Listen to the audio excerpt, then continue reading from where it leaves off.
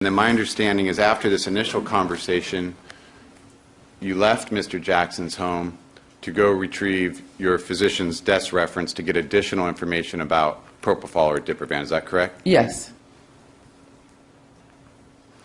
And then on that same day, April 19th, returned to the home. Did you have your physician's desk reference with you? Yes, the one that I brought here. And did you show it to Mr. Jackson? Yes, I did.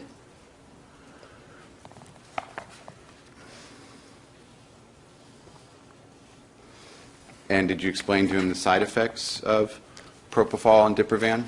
Yes. And in the physician's desk reference, it lists a great deal of side effects, correct? Yes. As far as some of the side effects that would be most obviously visible just from the naked eye, it lists fever, nausea, correct? Well, I'm going to sustain the objection to the form of the question. What Ms. Lee may have discussed with Mr. Jackson is another issue. You may refine the question. Did you advise Mr. Jackson of some of the outward physical symptoms that can result from using propofol or diprovan? Yes.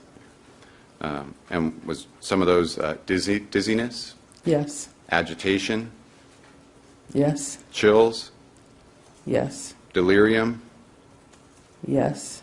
shivering and trembling, Yes. twitching, No, I didn't. fever? No. And you noted it when you reviewed the physician's desk reference, you concluded and advised Mr. Jackson, again, that it could be very dangerous used in the home setting.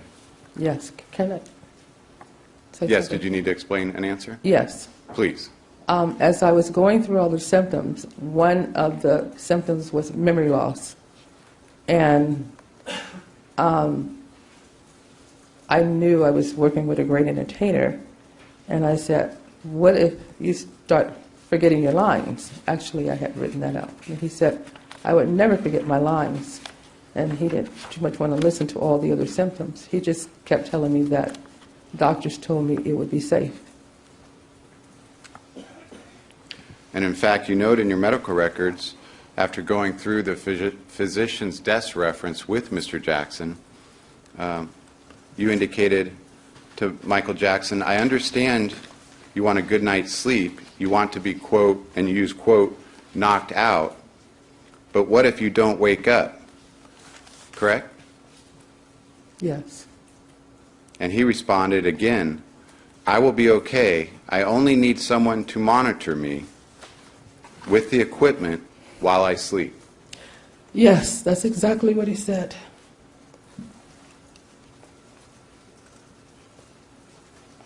You want a moment, Ms. Lee? Yes, please. By all means, take a moment.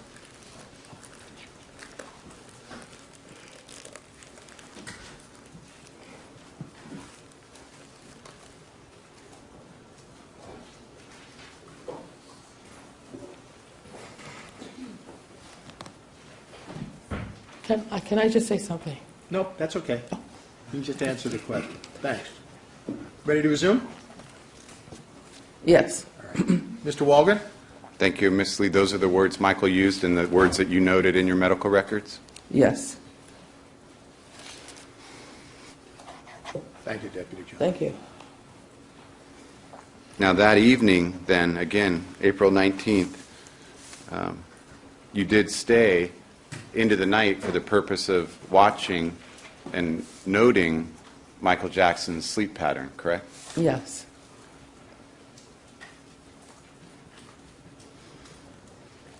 And again, I'm referring to your progress notes of that day, reflecting the evening time. You say that by 12:15 the patient was asleep. Approximately 3 hours later, he woke up upset, telling me, see, I only need diprovan IV, correct? Yes. Please find me a doctor. And you explained again, this is not safe. And he tried to assure you that he would be safe as long as a doctor would be with him and monitor him while he slept with the IV drip, correct? Yes. You were not willing to give Michael Jackson the propofol or Diprovan or IV drip, correct? Absolutely not. That's absolutely correct? That's absolutely correct, yes. Because what you had learned is that it could kill him potentially. Yes, it wasn't used for home setting, and it wasn't a sleep aid. And after this meeting and your observations and the conversations you relayed on April 19th, you never saw Mr. Jackson again, did you? No.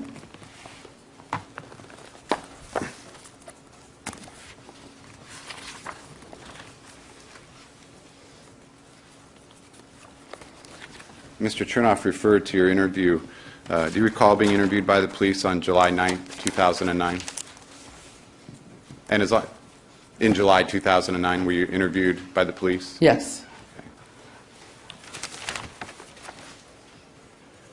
And in that July 2009 interview, you relayed to the police that you told Michael Jackson, in response to his request for propofol, quote, "No one who cared or had your best interests at heart is going to give you this."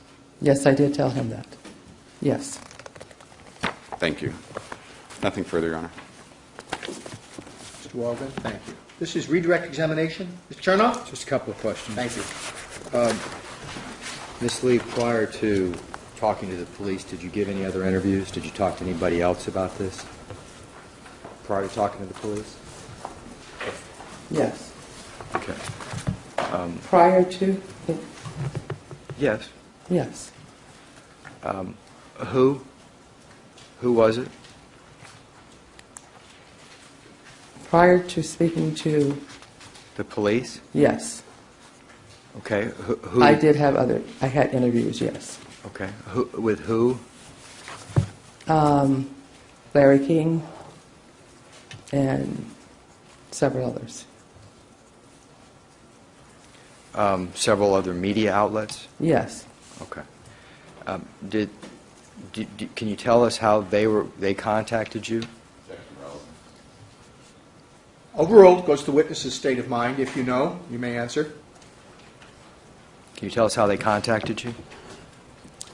I have quite a few patients. One is a PR person, and she had a relationship with an outlet, and that's how it started. And then you talked to the police? Yes. Okay. I want to ask you about June 21st, when the morning you received that call from Fahim Muhammad. Yes. Can you tell us about what time that was? It was sometime in the morning. I don't know exactly. I was out of town. Was it early in the morning? Objection vague. I think she said she was out of state, so what time are we talking about? Her time or? Overruled. You may refine the question or follow up. Mr. Chernoff? Was it early in the morning? I don't remember. It was, Before 10 Florida time or after 10 Florida time? I really don't remember. Okay. Were you woken up by the call? No. Where were you when you got the call? I actually was overly exhausted, so I was in the ER myself as a patient. Did you go to the ER in the morning? It was in the morning. Okay. Yes. Okay, thank you. That's all I have. Chernoff, thank you. Recross-examination, Mr. Walden. No, thank you, Your Honor. May Ms. Lee be excused, Mr. Chernoff? Yes, thank you. Mr. Walden? Yes, Your Honor. Ms. Lee, I want to thank you for your testimony. Thank Please you. don't discuss it or the facts of the case with any other witness until we finish the trial. You may step down. You may leave. Thank you very much. Thank you.